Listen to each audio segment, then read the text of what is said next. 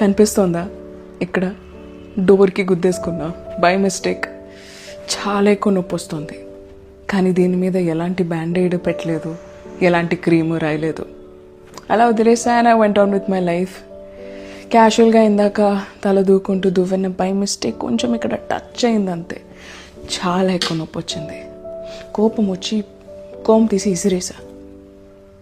అప్పుడు అనిపించింది, ఈ కోమ్ చేసిన మిస్టేక్ ఏంటి? ఇక్కడ దెబ్బ ఆల్రెడీ ఉంది, దీనివల్ల ఈ దెబ్బ అయితే కలగలేదే. ఆల్రెడీ ఉన్న గాయం పైన ఇది లైట్గా టచ్ చేసింది అంతే. ఇది దీని దురదృష్టం. మన లైఫ్లో కూడా ఇలాగే జరుగుతూ ఉంటుంది. మనకు ఆల్రెడీ కొన్ని ఇన్సెక్యూరిటీస్ ఉంటాయి, కొన్ని భయాలు ఉంటాయి, కొన్ని గాయాలు ఉంటాయి. కానీ వాటితో ఏ మాత్రం సంబంధం లేని ఒక మనిషి ఆ ఏరియాలో ఒక మాట అనేసరికి మనకి చాలా ఎక్కువ పెయిన్ వచ్చేస్తుంది. We feel so bad. మరి ఈ సిచ్యువేషన్లో తప్పు ఎవరిది? మనమేం కావాలని వెళ్ళి దెబ్బ తగిలించుకోలేదే. దెబ్బ తగిలింది.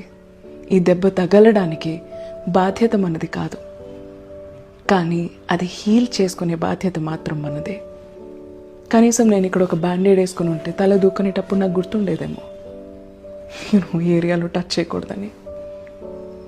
నేను చెప్పేది ఏంటంటే, డార్లింగ్, నీ ట్రిగర్స్ ఏంటో నువ్వు తెలుసుకో.